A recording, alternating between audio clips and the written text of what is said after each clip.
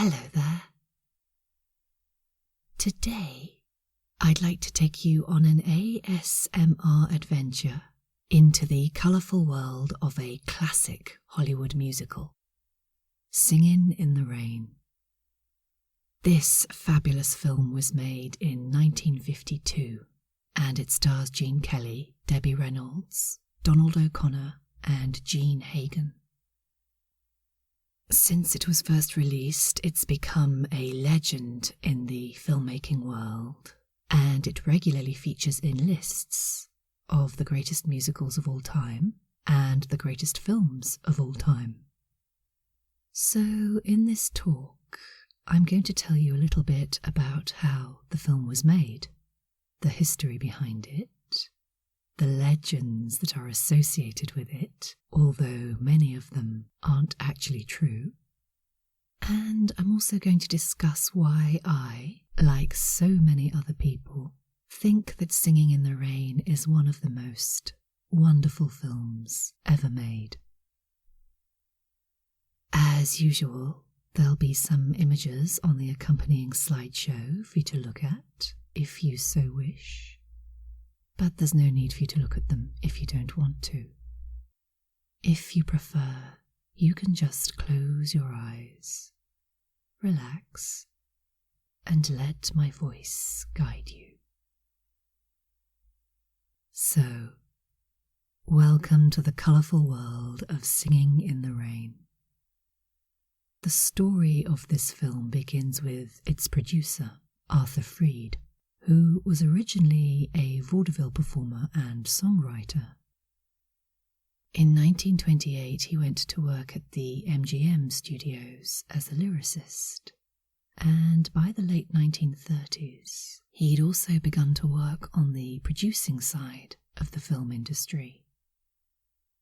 His talents as a producer were recognised after an uncredited but highly successful associate role on The Wizard of Oz, and because of his work on that film, he was then made head of his own producing department, which would become known as the Freed Unit. Freed's genius lay not only in his own talent, but also in his ability to spot other people's talent and to give them free rein to do what they did best. At MGM, he assembled an extraordinary team around him, and by the time he came to make Singin' in the Rain, he'd already produced a series of what are now considered to be classic musicals. These included Meet Me in St. Louis and Easter Parade with Judy Garland, The Barclays of Broadway and Royal Wedding with Fred Astaire, and On the Town and An American in Paris with Gene Kelly. Several of these productions had featured the script-writing team of Betty Comden and Adolph Green, who were known for their sharp dialogue and very witty stories. And so, for his next musical, Freed asked Comden and Green to write him a script that would incorporate some of the songs he'd written himself in the 1920s with his then songwriting partner, Nassio Herb Brown. Between them, Freed and Brown had been responsible for several hits in the 20s and 30s, all of which had appeared in various different musicals. And so with this somewhat vague but interesting brief, Comden and Green settled down to write a script, not really having much of a clue about what the story might be, but knowing for certain that at some point the film would definitely include someone who was singing in the rain, because that was the name of one of Freed and Brown's greatest hits. What Comden and Green came up with was a story about Hollywood itself that was set in the 1920s, at the time when the songs had been originally written. The script is a satirical comedy that gently pokes fun at the early days of film, when the transition was being made from silent movies to talkies.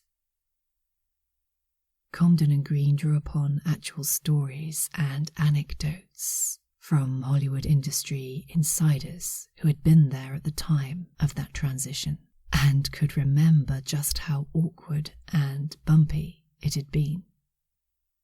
Consequently, the script is full of hilarious scenes that work because they ring true.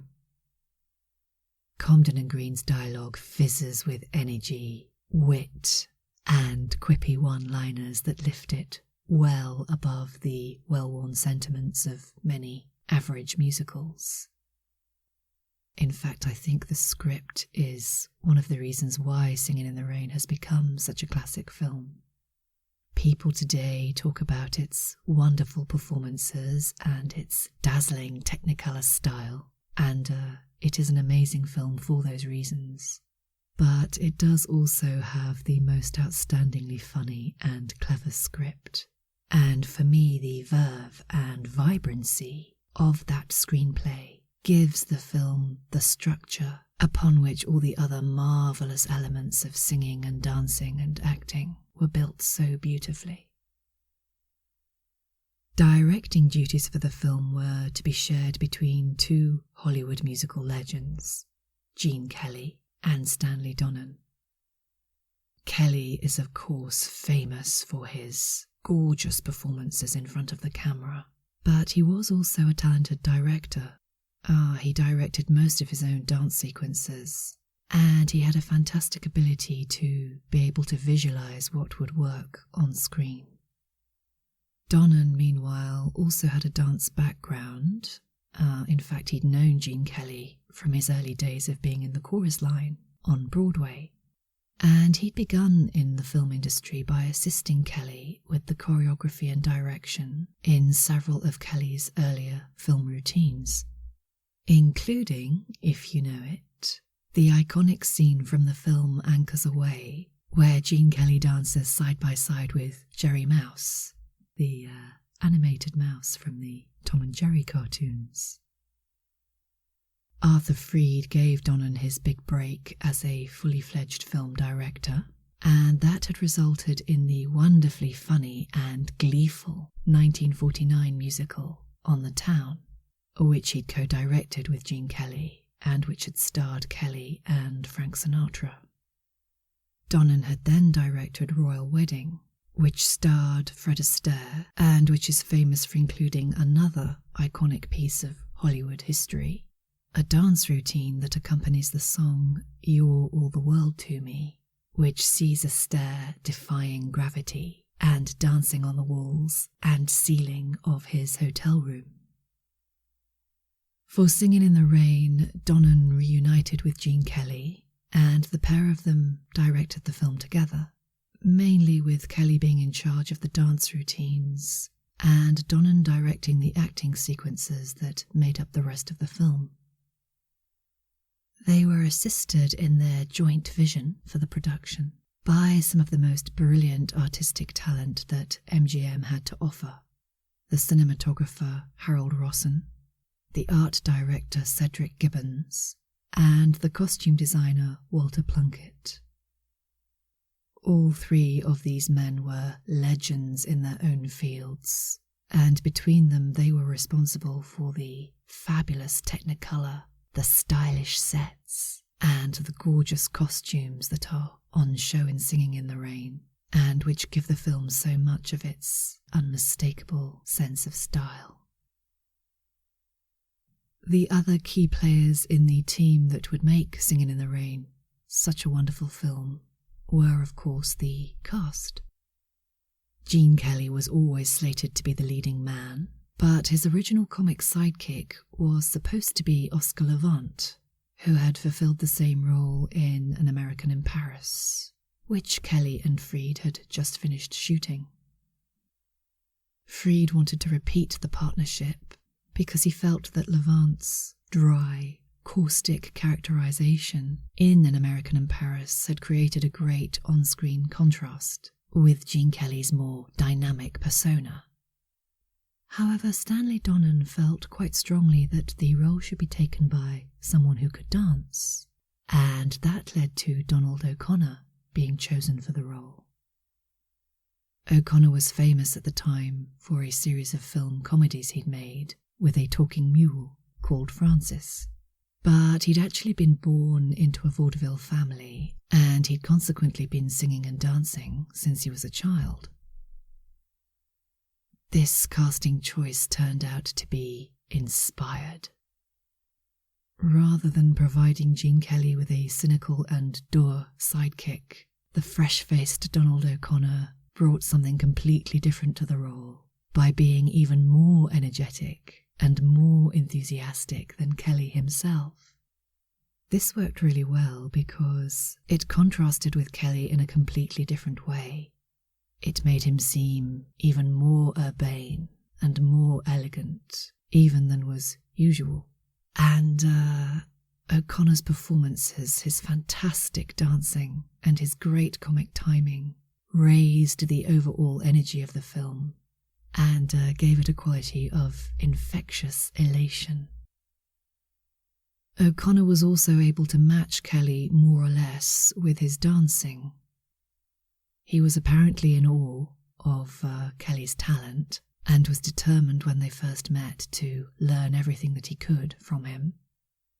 The result of this was a series of perfectly judged and delightful dance routines in the film, one of which is called Moses Supposes. In this number, Gene Kelly's character, who's called Don Lockwood, is taking elocution lessons in order to prepare himself from the transition from silent films to talking pictures. Don's best friend, Cosmo, who's played by Donald O'Connor, comes into the studio where the elocution lesson is taking place, and he proceeds to poke fun at the hapless instructor. Egged on by each other, the pair of them then launch into a joyful song and dance routine that's inspired by the tongue twister, Moses Supposes His Toes Are Roses. The number showcases the dancing prowess of both performers, and it's a brilliantly funny and also deliciously uplifting routine. Incredibly gleeful, mischievous, and a wonderful piece of movie magic, which I don't think could have happened without the exceptional pairing of Donald O'Connor and Gene Kelly. Moses Supposes was one of 2 original songs that were specifically written for the film, and the second one was also created for Donald O'Connor to perform.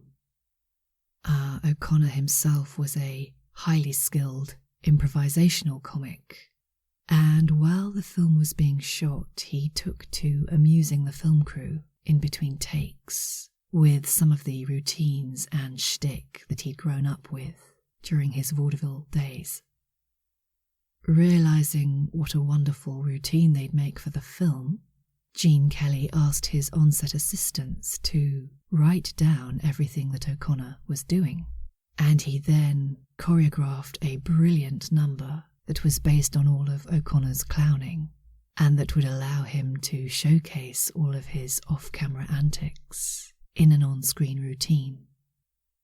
The result was the incredible Make 'Em Laugh performance, in which O'Connor throws himself with immense energy and joie de vivre into increasingly crazy choreography that builds into a crescendo of amazing comic stunts. O'Connor was apparently so exhausted by the time he'd finished filming it that he needed several days of bed rest afterwards just to recover. But when he returned to the set, he was told by Stanley Donen that the camera aperture hadn't been set properly during the filming of the scene, which meant that he had to do it all over again. By the time it was finally in the can, O'Connor was apparently covered in bruises and could barely walk. But his physical pain led to one of the most iconic musical comedy routines of all time. So hopefully he felt it was worth it. As a side note, fans of musical theatre will notice that the tune of Make 'Em Laugh bears an uncanny resemblance to the Cole Porter song Be a Clown. It is in fact a direct rip-off by Arthur Freed, who quickly wrote the song for O'Connor during the production of Singing in the Rain, and knew precisely what he was doing. He never denied that he'd ripped off Cole Porter's song, but fortunately the two composers were good friends. Porter in fact credited Freed with giving him a much-needed break when he needed it, and so he was happy to let the plagiarism go ahead. The leading lady in Singing in the Rain, meanwhile, was Debbie Reynolds. Reynolds was just 19 years old when she made Singin' in the Rain, and she was cast as Kathy Selden, a young contract player at a major Hollywood studio who was hoping for fame and fortune in the movies. This is exactly what Debbie Reynolds was at the time. She'd already proved that she could shine in comic roles in some early B-movie pictures, but she hadn't yet broken through into major stardom. However, her breezy, cheerful on-screen persona was exactly what Kelly and Donen were looking for the role of Kathy, and so in many ways Debbie Reynolds was perfect casting for them. She did come with one major drawback. She couldn't dance. Reynolds had been an enthusiastic gymnast at school, so she had plenty of physical strength and flexibility, but she didn't actually have any dance training. However, Kelly and Donen were so convinced that she was right for the part that Gene Kelly decided to teach her to dance himself. He'd actually worked as a teacher in his family's dance studio in Pittsburgh before he moved to Hollywood. And of course he was incredibly knowledgeable and incredibly talented as both a dancer and a choreographer. So he was ideally placed to teach the young Reynolds what she needed to learn. With his help, and the help of the other on-set dance captains, Debbie Reynolds learned how to dance in just 3 months. However, Kelly was known for his exacting perfectionism, and he worked his co-star extremely hard. There were times apparently when Reynolds' feet actually bled because she rehearsed so much and because Kelly insisted on doing so many takes of the dance numbers that she was featured in. However, Kelly was also a very generous choreographer, and he knew how to create a routine that would make his less experienced co-star shine and make her look as though she was a much better dancer than she actually was. You see this in particular if you look in detail at the choreography for the famous Good Morning routine that Kelly, Reynolds and Donald O'Connor perform together. During this number there's quite a long section where Reynolds is standing on a stool singing, and Kelly and O'Connor are tap dancing on either side of her. This creates the impression that Reynolds is fully engaged in the number, which she is, but she's not actually dancing. All the amazing choreography is going on around her, while she stands there and sings. In another section later on in the same routine, she stands on a bench and again Kelly and O'Connor move around her. The whole thing works beautifully, and Reynolds appears to completely hold her own with the other two in the sections where she is required to dance. But what this choreography allowed her to do was to focus and rehearse the short pieces where she was required to tap dance and make the absolute most of them, which there's no doubt she did. The result is a routine in which all 3 of the performers appear to be equally well matched, and this is a testimony both to Gene Kelly's skill as a choreographer and director, and to Debbie Reynolds' tenacity and her willingness to learn. Nevertheless, the final shot of the routine, in which all 3 performers somersault over one sofa and then step down over another in perfect unison, apparently took 40 takes to get right. Singin' in the Rain would launch Debbie Reynolds' career as a leading lady, and the homespun cheeriness that she brought to the role of Kathy Selden acted as the perfect foil to the marvellously comic talents of the other leading lady in the film, Jean Hagen.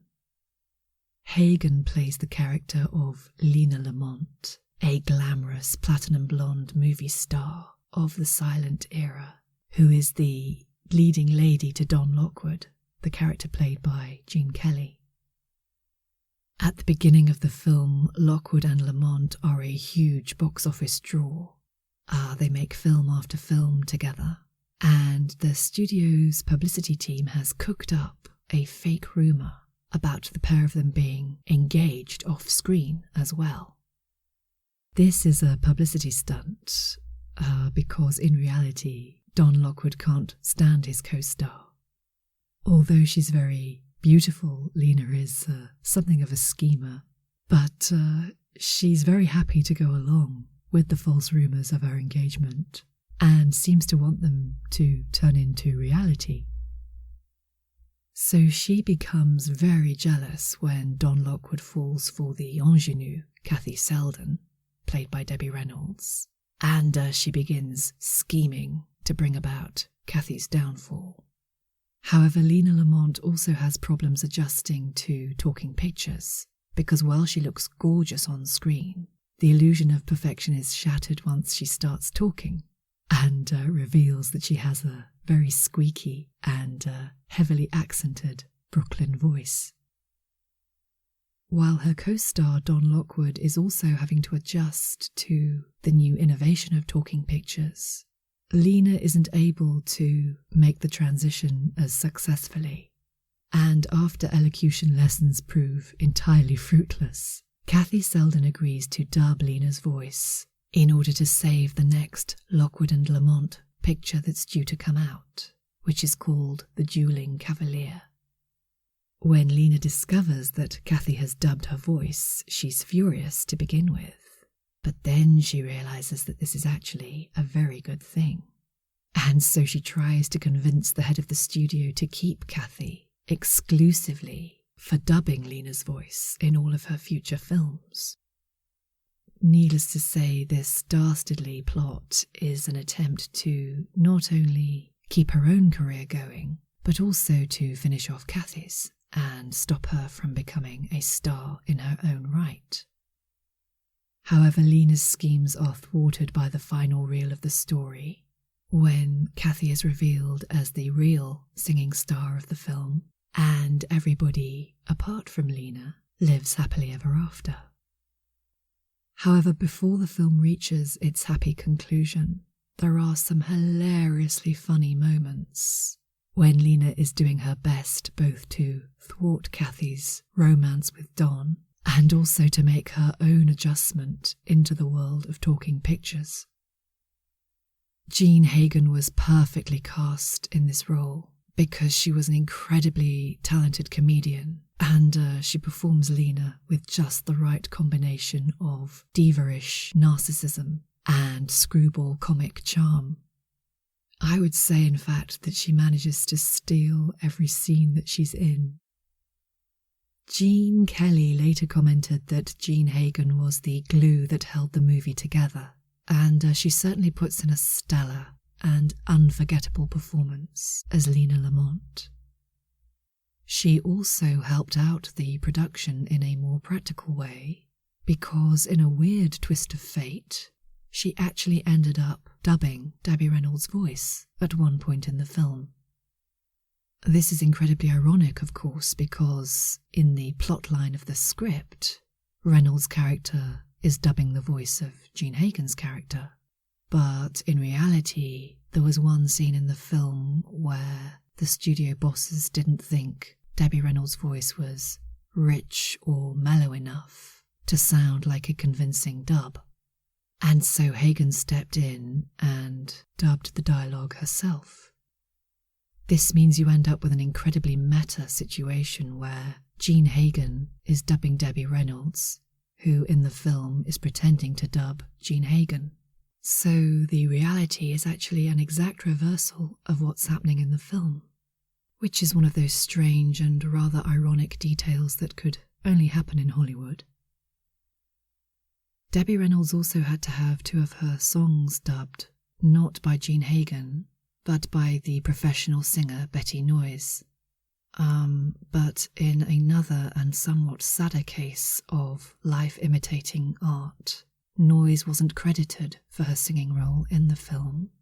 The studio pretended that it was Debbie Reynolds singing all the way through, and Noyes didn't receive acknowledgement for her contribution to the film until many, many years later.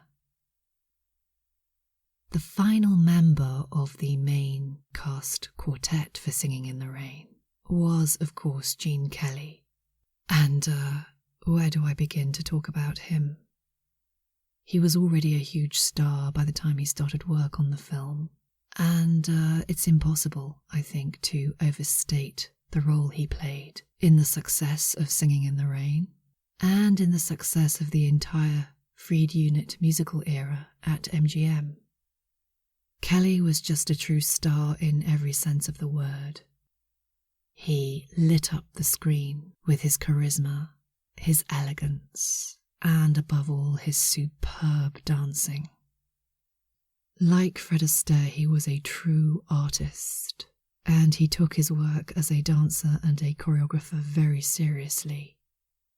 He created some incredibly memorable dance sequences for films such as On the Town and An American in Paris. And by the time he made Singin In The Rain, Kelly's incredible ambition and talent as a choreographer and dancer reached their apex in a sequence he created called Broadway Melody. Broadway Melody was originally a Freed and Brown hit song, which had appeared in a 1929 musical film of the same name. Inspired by its original use, Kelly took the song and reimagined it to create a 13-minute-long dance fantasy, which tells the story of a young tap dancer's attempts to make it on Broadway and the girl he falls in love with along the way. It's an incredible sequence. Its inclusion is explained away in the film's plot by a fairly flimsy plan to turn the dueling cavalier into a musical. But in reality, this is something of an excuse, really, for Kelly to just create something magical that does slot into the overall plot of Singin In The Rain, but that also stands apart as a complete and perfect dance story in its own right. Some people feel that this 13-minute dance extravaganza slows down the overall plot of the film. But personally, I think that the Broadway Melody sequence is just so fabulous that it's impossible to begrudge its inclusion in Singin In The Rain. It helps, in fact, I think, to make it the classic that it is. Everything about the sequence is breathtaking, from the gorgeous palette of vibrant colours that are used for the sets and the costumes, to the jazzy musical arrangement of Freed and Brown's original hit song. Overlaying all of this, of course, you also have the sublime dancing of Gene Kelly and his on-screen partner for the sequence, Sid Charisse. She was invited by Kelly to become his dance partner in this sequence because Debbie Reynolds' dancing simply wasn't up to the job. Sid Charisse, by contrast, was a trained ballet dancer, and so she was fully able to do justice to Kelly's complex and sassy choreography. She matches him step for step, and their combination of sizzling on-screen dance chemistry, athletic grace, and stylish rhythm creates an absolutely electrifying performance. As you can probably tell, I think Broadway Melody is one of the highlights of Singin In The Rain. However, it's not the most famous dance routine from the film. That honour goes, of course, to the scene that Kelly choreographed for the title song of the movie, Singin In The Rain itself. Interestingly, this routine was originally planned as a 3-person sequence for Kelly, O'Connor and Reynolds. But after the inclusion of the Good Morning routine, it was changed into a solo just for Gene Kelly, and it subsequently became one of the most iconic musical numbers of all time. The way Kelly performs it, walking down a rain-drenched street with his collar turned up and his trilby pulled low over his head, is just a piece of movie magic. Even people who have never seen an MGM Hollywood musical still tend to know about Singing in the Rain. It's one of the greatest musical routines of all time, and over the years many myths have grown up around it. One, for example, states that milk was added to the rainwater while the scene was being filmed, so that the rain that was dropping could be seen on camera. In reality, this didn't happen at all. The visibility of the rain is due to the clever background lighting and the painstaking cinematography of Harold Rossen. Another myth suggests that the routine was filmed all in one take, and again, this isn't true. In reality, it took several days to shoot the scene, not least because, of course, Kelly was directing it himself, and so in between every section of the dance, he had to pause and look at the playbacks. However, one legend about the sequence that is actually true is that Gene Kelly himself was very ill while he was performing and directing the routine. He had a fever, in fact, and a raging temperature of over 100 degrees while he was actually dancing, and apparently he had to go and lie down outside in between takes in order to recover before going back in to film the next shot. It's hard to comprehend this, actually, when you see the finished number, because Kelly, of course, makes it look so effortless. It's a routine that I could watch over and over again, and even though I've seen it many times, it still always has the power to uplift my spirits and make my heart glow. Singin' in the Rain opened on the 27th of March 1952 at Radio City Music Hall in New York. It was a financial success for MGM, but it wasn't quite such a huge hit as might have been expected.